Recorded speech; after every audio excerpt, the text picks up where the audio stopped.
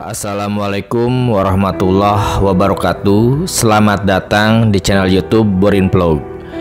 Di kesempatan ini saya akan mengulas mengenai kisah legenda asal-usul Gunung Kawi dan juga terkait dengan misteri, mitos, serta fenomena pesugihan yang ada di Gunung Kawi.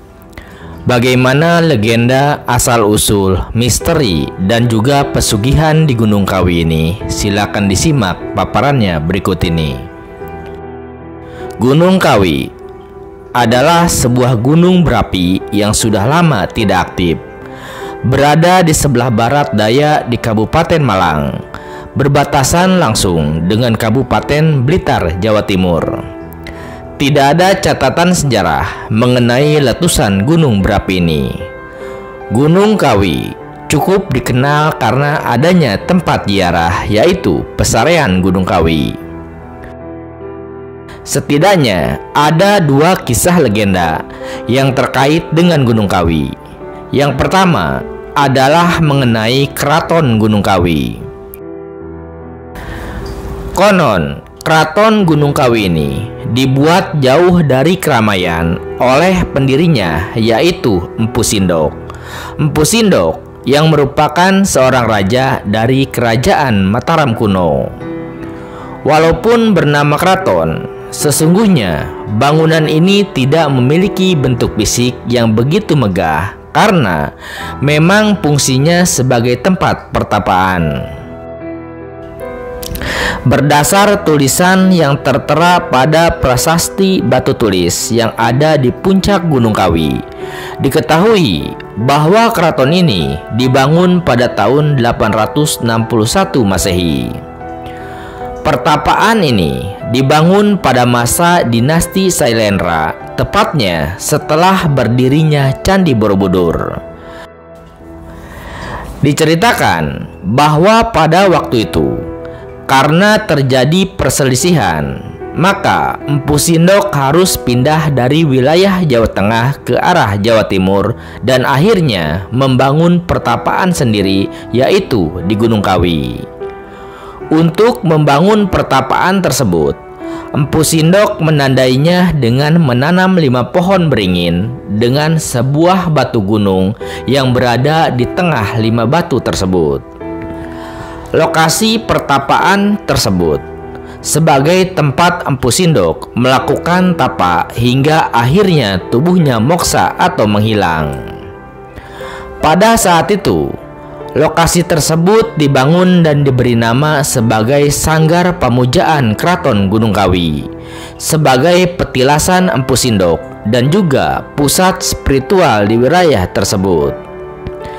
Hijrahnya Empu Sindok yang merupakan penguasa Mataram kuno ke Gunung Kawi, rupanya menjadikan daerah tersebut memiliki tuah. Tercatat bahwa beberapa raja di Jawa pada era yang lebih baru juga mengunjungi tempat pertapaan tersebut. Mereka mencoba melakukan pertemuan spiritual dan meminta ilham dari Empu Sindok yang bertapa dan moksa di tempat tersebut. Diketahui bahwa pada tahun 1200 Masehi, raja dari kerajaan Kediri yang bernama Prabu Kameswara memilih untuk turun tahta dan menjadi pertapa dengan memilih lokasi Gunung Kawi sebagai sanggar pertapaannya. Kedudukan Raja Kediri ini kemudian dilanjutkan oleh putranya, yaitu Prabu Jayabaya. Bahkan Prabu Kameswara juga melakukan hal yang sama dengan Empu Sindok, yaitu moksa di tempat tersebut. Legenda kedua yang terkait dengan Gunung Kawi adalah kisah Mbah Yugo atau Kiai Jakaria. Dalam kisah sejarah diceritakan bahwa dalam pengembaraannya ke daerah Jawa Timur, Kiai Jakaria II berganti nama dengan nama rakyat biasa.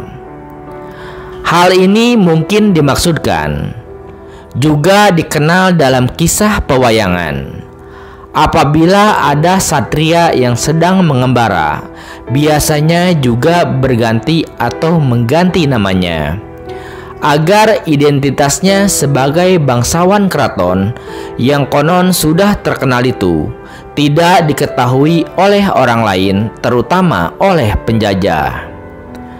Nama yang beliau pergunakan dan sangat populer hingga sekarang adalah Mbah Sujogo atau singkatnya Mbah Jugo. Mengenai kisah pengembaraannya menurut sebuah sumber dan telah menjadi cerita yang memasyarakat adalah sebagai berikut. Kiai Jakaria II dari Yogyakarta terus ke Sleman, Nganjuk, Bojonegoro, dan terakhir di Blitar. Sampai di sini, ia terkejut. Ternyata tempatnya berdekatan dengan kadipaten di bawah kekuasaan Belanda. Kemudian, ia minggir ke daerah Kesamben, sekitar 60 km dari kota Blitar.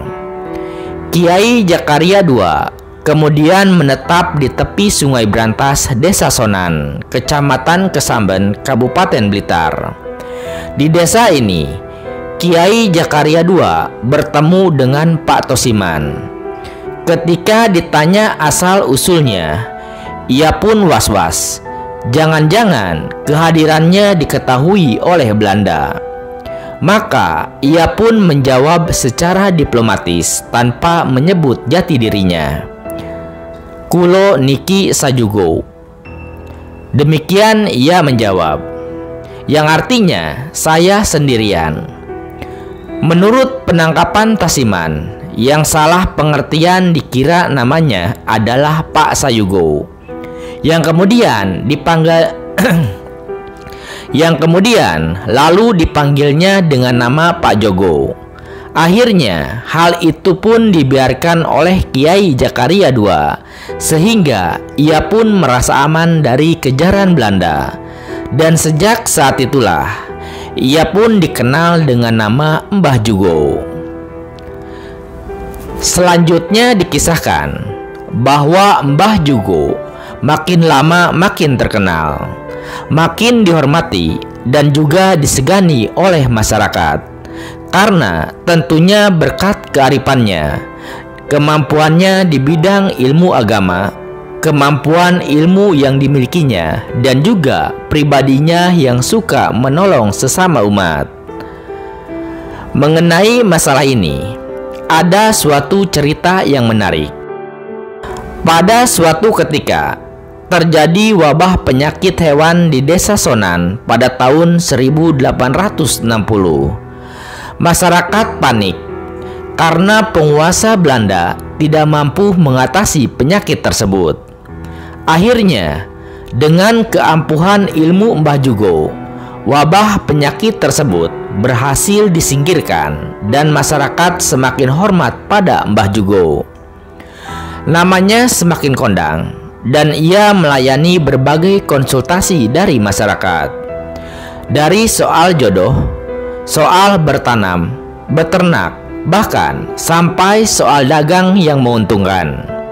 Semuanya dilayani dengan memuaskan. Sementara itu, dalam kurun waktu selanjutnya, pada tahun 1871, Raden Mas Iman Sujono bersama-sama penduduk membuka hutan di daerah Gunung Kawi. Ia kemudian membuka padepokan di Wonosari. Pada tahun itu juga, tepatnya pada 22 Januari 1871, Minggu Legi, malam Senin Pahing atau 1 Suro 1899, Mbah Jugo meninggal dunia di Kesamben, Blitar. Sesuai wasiatnya, jenazah Mbah Jugo dimakamkan di lereng Gunung Kawi, Wonosari, yang waktu itu sudah menjadi sebuah perkampungan. Sepeninggal Mbah Jugo, padepokannya di Kesamben dirawat oleh Ki Tasiman, Ki Dawud, dan sejumlah muridnya. Adapun barang-barang peninggalan Mbah Jugo yang masih dapat kita saksikan, yaitu berupa rumah padepokan berikut masjid dan juga halamannya. Juga pusaka berbentuk tombak, topi, alat-alat pertanian, dan 3 buah guci tempat air minum yang dilengkapi dengan filter dari batu. Guci itu dinamakan jam-jam. Guci ini oleh Raden Mas Iman Sujono diboyong ke Gunung Kawi. Adapun Raden Mas Iman Sujono kemudian menikah dengan salah seorang anggota Laskar Langenkusumo, prajurit wanita dari Laskar Pangeran Diponegoro yang bernama Raden Ayu Saminah dan biasa dipanggil Nyi Dewul. Pasangan ini kemudian dikaruniai seorang putri cantik yang bernama Raden Ayu Demes. Setelah dewasa, Raden Ayu Demes dikawinkan dengan pengikut terdekatnya dan juga pengikut terpercaya, yaitu Raden Mas Iman Sujono yang bernama Tarikun Karyorejo. Tarikun Karyorejo yang berasal dari Tuban. Pernikahan ini menurunkan 2 orang anak laki-laki, yaitu Raden Asin Nitirjo dan Raden Yahmin Wiharjo. Keduanya sejak tahun 1946 dan hingga sekarang menjadi juru kunci pesarean Gunung Kawi. Akhirnya Raden Asin Nitirjo menurunkan 3 orang anak, yakni Raden Nganten Tarsini, Raden Supoyodoyono, dan Raden Sulardi Suryo Widagjo, sedangkan Raden Yahmin Wiharjo menurunkan seorang anak laki-laki bernama Raden Supartikto. Raden Mas Iman Sujono sendiri meninggal dunia pada hari Selasa Wage, malam Rabu Kliwon tanggal 12 Suro 1805 atau tanggal 8 Februari 1876. Jenazah Raden Mas Iman Sujono dimakamkan dalam 1 liang lahat dengan Mbah Jugo.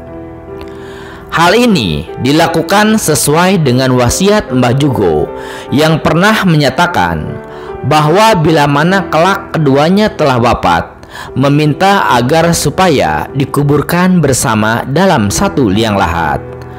Hal ini rupanya mengandung maksud sebagai 2 insan seperjuangan yang senasib sepenanggungan, seasas dan satu tujuan dalam hidup, sehingga mereka selalu berkeinginan untuk tetap berdampingan sampai ke alam baka.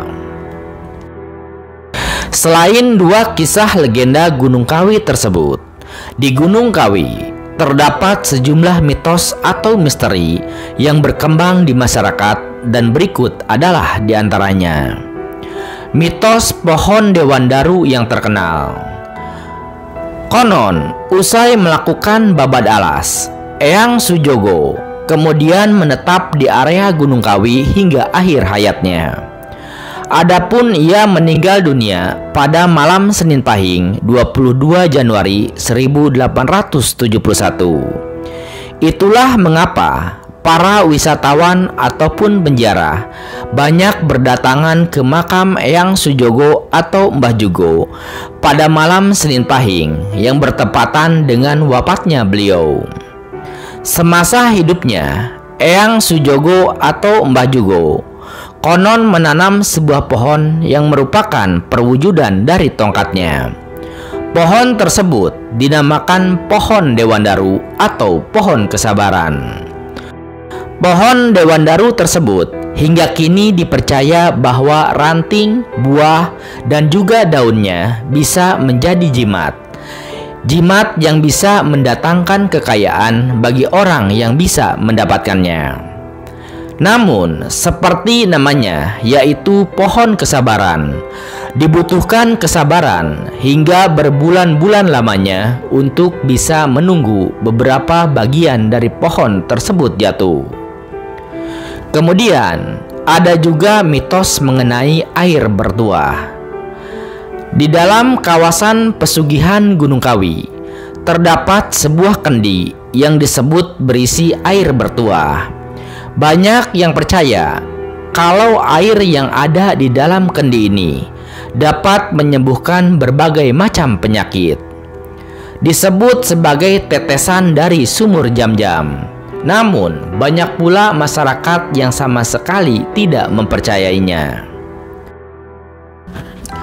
Kemudian, ada juga rumah Padepokan Eyang Jugo. Rumah Padepokan ini dikabarkan pertama kali didirikan di Blitar, Jawa Timur. Rumah Padepokan ini juga dikabarkan berhubungan erat dengan pesugihan Gunung Kawi. Rumah Padepokan ini diberikan kepada pengikut terdekat Eyang Jugo yang bernama Ki Maridun. Di rumah Padepokan Eyang Jugo ini terdapat berbagai peninggalan Eyang Jugo yang juga tentunya dikeramatkan. Di antaranya bantal dan guling yang berbahan batang pohon kelapa serta tombak pusaka semasa perang di Ponorogo. Kemudian ada juga mitos mengenai Jumat Legi dan juga 12 Suro. Pada Jumat Legi ada banyak sekali praktik ritual yang dilakukan. Sebab pada hari itu disebut sebagai hari pemakaman Kiai Jakaria II atau disebut Eyang Jugo. Sementara untuk tanggal 12 Suro merupakan hari memperingati wafatnya Raden Mas Iman Sujono atau Eyang Sujo. Kemudian ada juga petilasan Prabu Kameswara dengan ketinggian 700 meter dan berlokasi sekitar setengah jam dari makam Eyang Sujo dan Eyang Jugo, sebuah keraton berdiri yang pernah menjadi milik Prabu Kameswara. Prabu Kameswara sendiri merupakan raja dari kerajaan Kediri yang beragama Hindu. Pada zaman dahulu dikabarkan bahwa setelah sang Prabu selesai bertapa di tempat tersebut, beliau berhasil menyelesaikan politik di kerajaannya. Saat ini, petilasan Prabu Kameswara tersebut telah digunakan sebagai tempat pemujaan dan juga praktik pesugihan di Gunung Kawi. Dari cerita yang banyak beredar, saat melakukan ritual di dalam bangunan makam, tidak diperbolehkan adanya batasan yang negatif. Bahkan disarankan sebelum memulai, orang-orang diharuskan membersihkan badan dengan cara mandi keramas terlebih dahulu. Adapun misteri yang terakhir adalah berkaitan dengan tumbal pesugihan, yaitu tumbal pesugihan Gunung Kawi. Sama seperti ritual pesugihan pada umumnya, pesugihan Gunung Kawi juga disebut bisa dilakukan dengan cara yang sederhana. Di Gunung Kawi, selama 3 hari di bawah pohon keramat, para penziarah diwajibkan untuk melakukan tapa brata. Tapi untuk bertapa, orang yang melakukan pesugihan diwajibkan untuk terlebih dahulu melakukan mandi suci yang dipimpin oleh juru kunci Gunung Kawi. Tapi ketika mensucikan diri dengan cara mandi suci tersebut, masing-masing pelaku pesugihan harus melakukan kontrak mati atau kontrak gaib dengan penguasa gaib Gunung Kawi. Sungguh menyeramkan. Setiap orang yang melakukan pesugihan Gunung Kawi seperti meminta kekayaan 7 turunan harus menawarkan tumbal nyawa yang wajib setiap tahunnya. Hal itu guna melanggengkan kekayaannya yang diperolehnya dari pesugihan Gunung Kawi tersebut. Tidak kalah menyeramkan, konon setiap tumbal yang diminta adalah berupa kerabat yang masih memiliki hubungan darah dengan orang yang melakukan praktik pesugihan itu sendiri. Setelah semua ritual pesugihan dilakukan, daun dewandaru akan jatuh dan pelaku pesugihan harus menyimpan daun itu seumur hidup.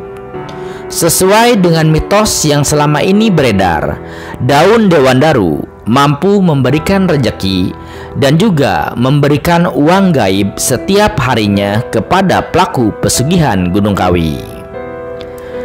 Nah, seperti itu kisah legenda asal-usul Gunung Kawi dan juga terkait dengan sejumlah misteri, mitos, serta fenomena pesugihan yang ada di Gunung Kawi. Terima kasih sudah menyimak kisah atau paparan mengenai Gunung Kawi ini di channel YouTube Borin Vlog. Di channel ini, Anda juga bisa menyimak sejumlah kisah legenda terkait dengan asal-usul berbagai gunung yang ada di tanah Jawa maupun berbagai wilayah Indonesia lainnya. Terima kasih atas perhatiannya. Sampai jumpa di cerita lainnya. Assalamualaikum warahmatullahi wabarakatuh.